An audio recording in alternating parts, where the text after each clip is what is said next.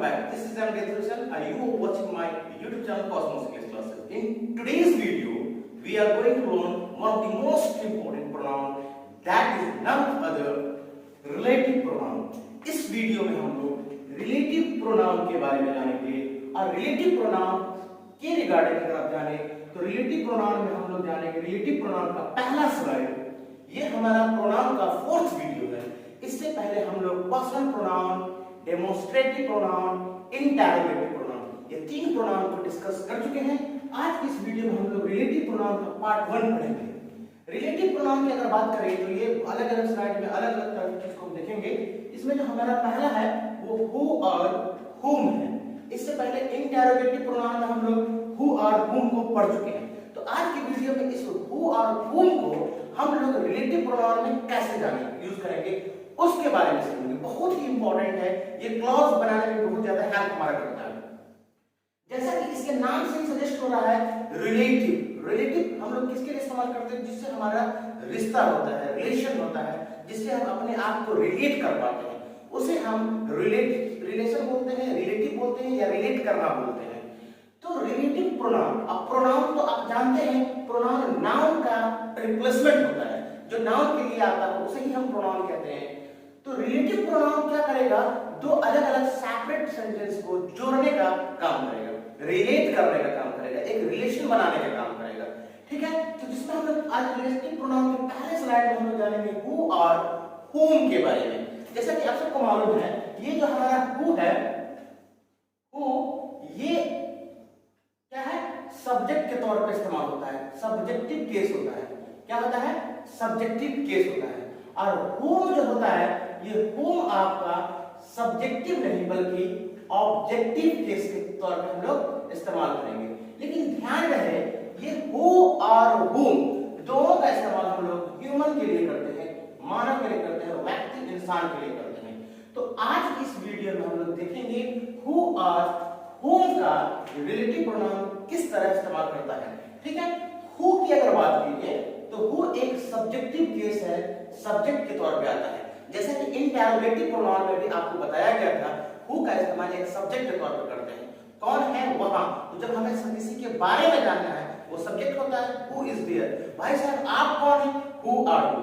अगर हमें किसी ऑब्जेक्ट के बारे में जानना हो तो वो हम हुम का इस्तेमाल करते हैं। भाई किनको कॉल कर रहे हैं आप? तो कॉल करने वाले को पता है, लेकिन जिनको कॉल किया जा रहा है उसके बारे में हमें मालूम नहीं है। तो हम लोग क्या बोलते हैं? To whom are you calling? आप किससे बात कर रहे थे? To whom were you speaking? तो इस तरह से ऑब्जेक्टिव केस के लिए हम whom का इस्तेमाल करते हैं और सब्जेक्टिव केस के लिए हम इसका इस्तेमाल करते हैं, who का इस्तेमाल करते हैं। ठीक है, तो who और whom, लेकिन ये ध्यान रखिएगा who और whom दोनों ह्यूमन के लिए होता है। अब कुछ एग्जांपल्स हम यहाँ पर लिखते हैं। जैसे मेरा फर्स्ट एग्जांपल के हेल्प से हम लोग इसको समझेंगे। ठीक है, जैसे पहला एग्जांपल है आई मेट रोहन, या चलिए मैं यहाँ पे लिखा I met Raju dash is your friend. हमारा पहला एग्जांपल है I met Raju dash is your friend. फिर है आई हेल्प रोहन डैश,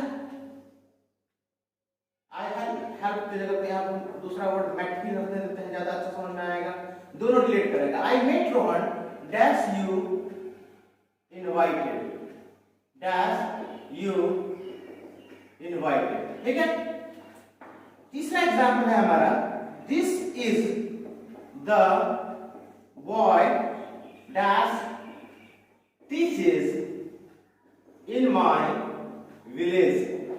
ये हमारा तीसरा एग्जांपल है, this is the boy dash teachers in village. ठीक है, अगला एग्जांपल है हमारा दिस इज द गर्ल, उम्मीद करें कि आपको दिख रहा होगा, this is the girl dash all praise. ये हमारा फोर्थ एग्जांपल है। अगला एग्जांपल है the man dash lived there died yesterday। ये हमारा फिफ्थ एग्जांपल हो गया। ठीक है, अगला है boy who dash lazy was punished. एक लास्ट एग्जांपल हम क्लियर करते हैं, देखते हैं लास्ट एग्जांपल के हेल्प से. The boys dash lazy were punished. चलिए हम लोग इस एग्जांपल की हेल्प से हम लोग रिलेट कर पाएंगे हु और whom का. हु का इस्तेमाल हम लोग सब्जेक्ट के तौर पे करेंगे जोड़ने के लिए, सेंटेंस को रिलेट करने के लिए, और whom का इस्तेमाल हम लोग एक ऑब्जेक्ट के तौर पे करेंगे. तो देखते हैं कि यहाँ पर कैसे सेंटेंस को बनाया जाए. ठीक है, जैसे हमारा पहला एग्जांपल है, the very first example, I meet Raju. मैं राजू से मिला. सर मैं राजू से मिला. डैश इज योर फ्रेंड, जो आपका दोस्त है, जो आपका दोस्त है. तो यहाँ पर जो हम सब्जेक्ट, यहाँ पर जो भी हम जब फिल इन द ब्लैंक्स है, हमारा जो स्पेस वाला जगह है जहाँ हमें रिलेटिव प्रोनाउन का इस्तेमाल करना है, वो ध्यान रख करके करना है किस तरह से इस्तेमाल करें. तो पर्सन के लिए जब हम रिलेट करते हैं उसे हम क्या कहते हैं, हु या whom का इस्तेमाल करेंगे. तो सर मैं राजू से मिला. ठीक है, डैश इज योर फ्रेंड. अब जो आपका दोस्त है या जिनको, यहाँ पर हु का इस्तेमाल होगा वो जो के लिए, जो के सेंस में होगा, और whom का इस्तेमाल जिनको के सेंस में होगा. ये इसका हिंदी मीनिंग अगर आप देखिए ये चीज है. आप बताइए मैं राजू से मिला. अगर इस सेंटेंस में अगर खाली स्थान नहीं रहे तो हम बोल सकते हैं कि सर राजू किसका दोस्त है, Raju is your friend. Raju आपका दोस्त है, राजू आपका दोस्त है. तो राजू एक क्या है, सब्जेक्ट है. राजू क्या है आपका सेंटेंस में सब्जेक्ट है. तो राजू के लिए हम लोग सेंटेंस में क्या इस्तेमाल कर सकते हैं, मैं राजू से मिला. और मैं मिला राजू से मिला. राजू क्या है सेंटेंस में हमारा एक सब्जेक्ट के तौर पर है. राजू भी तो आपका दोस्त है सर. तो यहाँ पर हम किसका इस्तेमाल करेंगे, हु का इस्तेमाल करेंगे. किसका इस्तेमाल करेंगे, हु. मैं राजू से मिला सर, जो आपका दोस्त है. जिनको आपका दोस्त नहीं बोल सकते हैं इसको, तो सब्जेक्टिव केस में है राजू.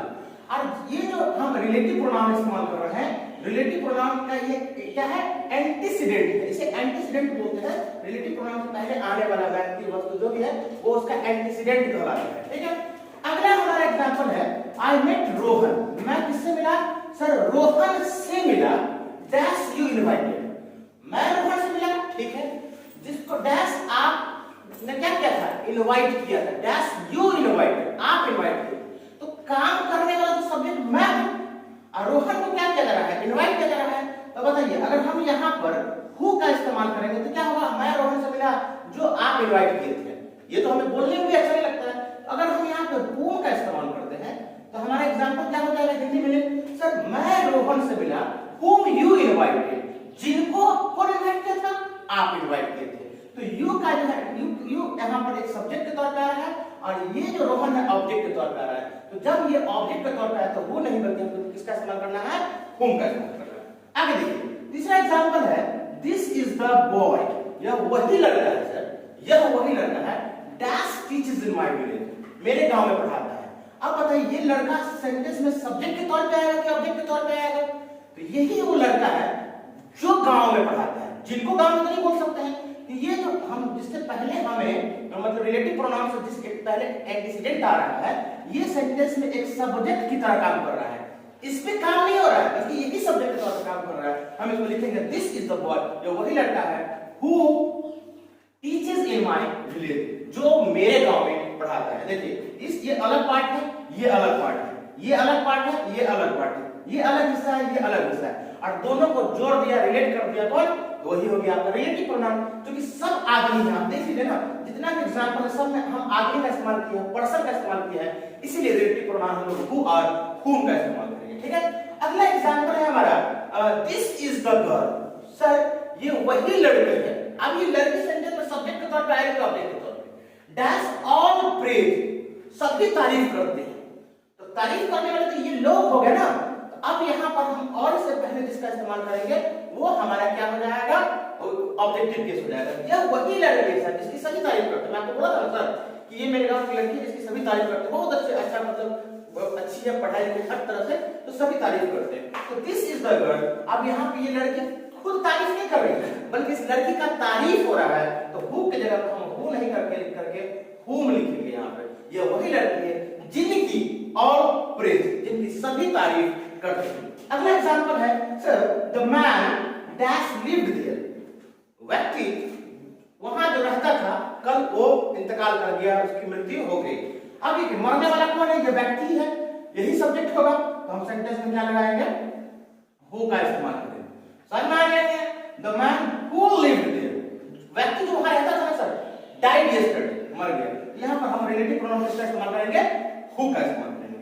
द बॉय, अब देखिए आपको रिलेटिव प्रोनाउन दे दिया है, कभी कभी एग्जाम में ना आपको रिलेटिव प्रोनाउन दे देता है, जैसे दिया हुआ the man who dash lazy.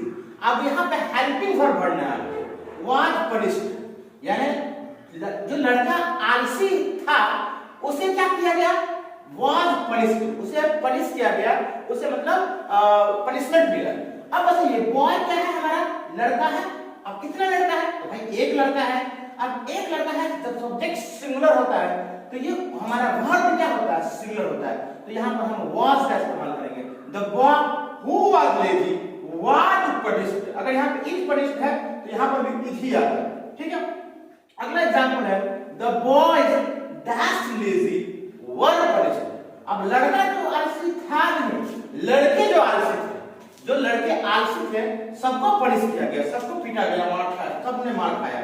अब बताइए यहाँ पर एक लड़का नहीं है, एक से ज्यादा लड़का है, इसलिए यहाँ पे वर इस्तेमाल किया गया है। हम भी यहाँ पर इसका इस्तेमाल करेंगे, वर का इस्तेमाल करेंगे। हमारा है ये बात, तो आप इसको ले सकते हैं स्क्रीनशॉट के फॉर्म में। जब हम दो अलग अलग सेपरेट पार्ट को रिलेट करने का काम करते हैं और जिस वर्ड का इस्तेमाल करते हैं, that is called relative pronoun. Relative pronoun में हु सब्जेक्ट के तौर पे आता है, हु ऑब्जेक्ट के तौर पे आता है। समझ में आ रहा है? तो आप इसका अच्छे से स्क्रीनशॉट ले लें और इसको अपने कॉपी में नोट कर लें, ठीक है।